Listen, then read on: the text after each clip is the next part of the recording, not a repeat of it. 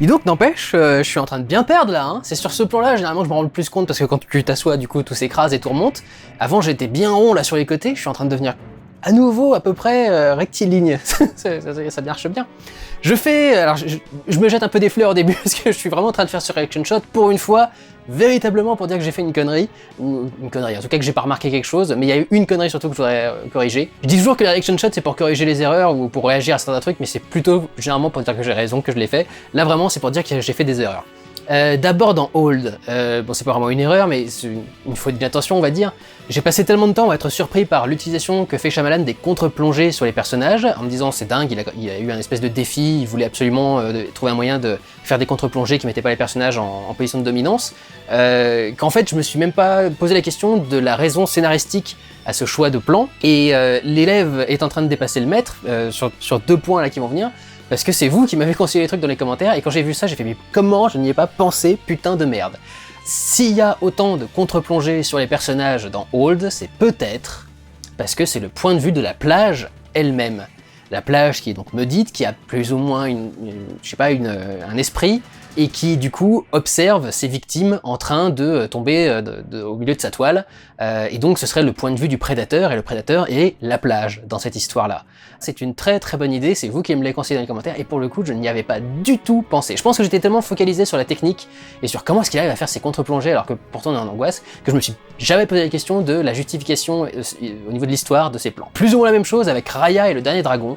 Il y avait un plan sur Sisu et un plan sur Raya, et le plan sur Sisu était rempli de flou, et celui sur Raya était totalement net. J'en ai surtout parlé parce que pour moi c'est une telle différence entre les 2 plans, que c'était presque dérangeant en fait pour moi. J'avais l'impression qu'en fait qu'on avait oublié d'activer le flou dans un plan et qu'on l'avait activé sur l'autre. Mais beaucoup dans les commentaires sont venus proposer l'idée, qui est tout à fait valable et qui à mon avis est vraie, que en fait ces plans ont une profondeur de champ différente parce que les 2 personnages ont un état d'esprit différent.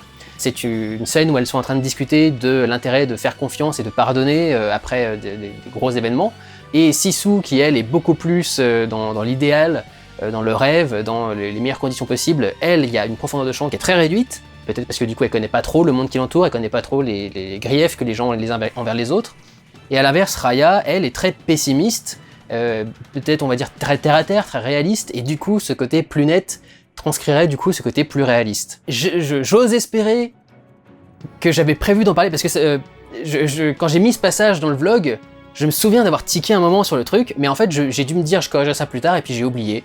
Et ce qui m'arrive très souvent dans les vlogs. D'habitude je mets souvent des petits panneaux pour dire que corriger quelque chose au montage que j'ai pas réalisé au tournage. Mais là pour le coup, ça a vraiment dû me sortir de la tête quoi. Et justement dans les petits défauts qu'il faut corriger, et là vraiment il y en a un gros dans Raya, j'ai dit que cette forme là, donc le bokeh qui était derrière, j'ai parlé de flou de bokeh. Flou de bokeh, ça ne veut rien dire. Le bokeh est la forme du flou. On pourrait dire à la limite l'inverse, le bokeh du flou. Mais le flou de bokeh, ça n'existe pas. Je dis ça parce que quelqu'un m'a dit ça dans les commentaires, en disant « Oh, le flou de bokeh, j'ai appris quelque chose », j'ai vu ça, mais ça n'existe pas le flou de bokeh, enfin c'est quoi ce truc? Et du coup j'ai repassé la vidéo, j'ai fait « Oh putain !» Il y a des moments comme ça où je parle un peu trop vite et où je dis pas du coup la bonne chose. Le flou de bokeh, ça n'existe pas. Le bokeh est la forme du flou. Et donc le bokeh du flou éventuellement, mais le flou de bokeh ça n'existe pas. Donc voilà, c'est pour que vous appreniez pas des conneries. Flou de bokeh, c'est faux. Personne ne dit ça, si vous dites ça à un professionnel du cinéma, il va vous rire à la gueule. Donc voilà, maintenant c'est fait, c'est corrigé, et puis du coup on a aussi quelques petits trucs un peu plus spirituels au niveau de l'analyse d'image, avec la raison de ces 2 profondeurs de champ différentes, et de ces contre-plongées dans Hold. Voilà, désolé pour ces petites erreurs, d'habitude je laisse un petit peu passer, mais là je voulais vraiment corriger ces 2 trucs là parce que honnêtement je comprends pas comment je me suis pas rendu compte du truc ne serait-ce que de Raya. La plage encore c'est autre chose, j'étais vraiment concentré sur autre chose, mais sur le truc de Raya je sais pas comment j'ai pu passer à côté. Donc voilà, je voulais absolument le corriger.